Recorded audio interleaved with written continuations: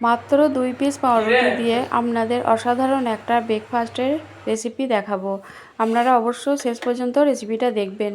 প্রথমে আমি এখানে 2 পিস পাউরুটি নিয়ে নিয়েছি। এরপর আমি এটাকে একটা গ্রেটার দিয়ে গ্রেট করে নেব। তবে আপনারা এই কাজটা চাইলে মিক্সি জারের মধ্যে এটাকে ব্লেন্ডারে ব্লেন্ড করে নিতেও পারেন। তো চলুন, আমি এখানে একটা গ্রেটার নিয়েছি, এটাকে আমি গ্রেট করে নেব। তো এটাকে আমি গ্রেট করে নিয়েছি, দেখুন।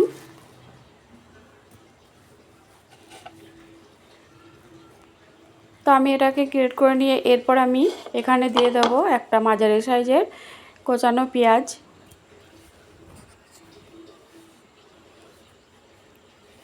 পেঁয়াজ, এরপর আমি এখানে দিয়ে দেবো 3টে কাঁচা লঙ্কা কুচি, স্বাদ মতো নুন,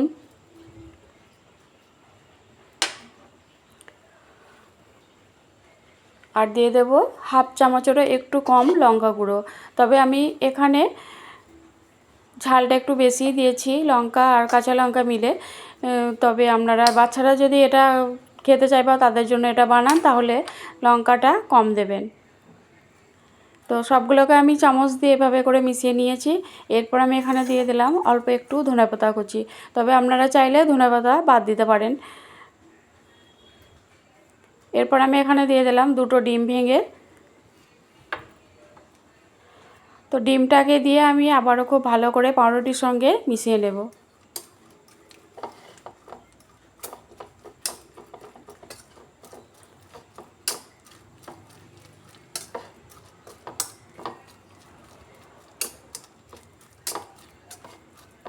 তো আমি এটাকে খুব ভালো করে মিশিয়ে নিয়েছি।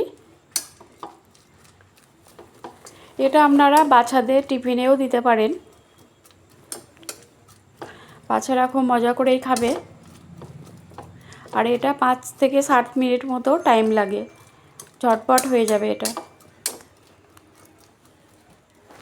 তো এটাকে আমি খুব ভালো করে মিশিয়ে নিয়েছি। এরপর আমি এখানে একটা ফ্রাই প্যান বসিয়ে দিয়েছি।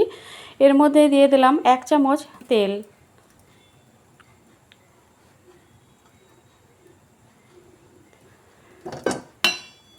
তো তেলটাকে খুব ভালো করে গরম করে নিয়েছি।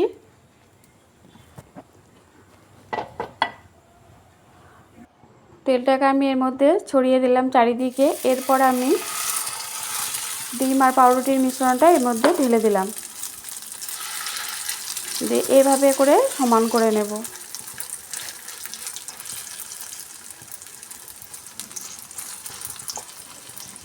চারিদিকে এভাবে ছড়িয়ে দিলাম একটু।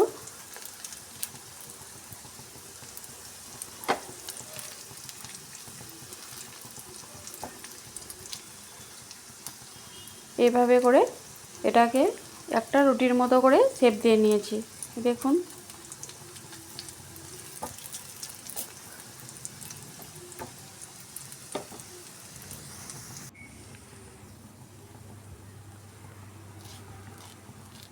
এভাবে করে চারিদিকটা সমান করে নিলাম।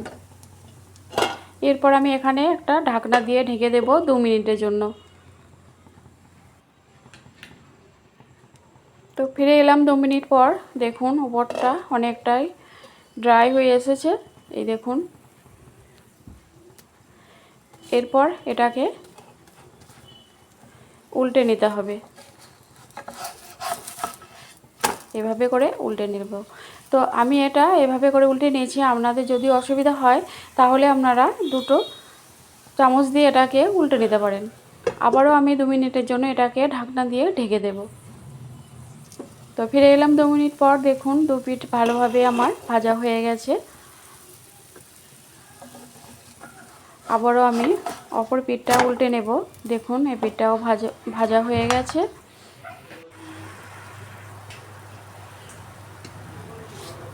তো এটা খুবই ভালো করে ভেজে নিয়েছি। এরপর আমি গ্যাসটা বন্ধ করে দিলাম। এরপর আমি এটাকে কেটে নেব। তো আমি এইভাবে করে কেটে নিয়েছি। তো আপনাদের সুবিধা মতো আপনারা কেটে নিতে পারেন। খুব ঝটপট এটা হয়ে যাবে। ব্রেকফাস্টের জন্য আপনারা এটা তৈরি করে নিতে পারেন। তো দেখুন এভাবে করে কেটে নিয়েছি। তো এই রেসিপিটা কেমন লেগেছে আপনারা অবশ্যই জানাবেন। ভালো লাগলে একটা লাইক করবেন, আর আমার চ্যানেলটা যারা এখনও সাবস্ক্রাইব করেনি অবশ্যই আমার চ্যানেলটা সাবস্ক্রাইব করবেন, আর কমেন্টসে জানাবেন এটা কেমন হয়েছে।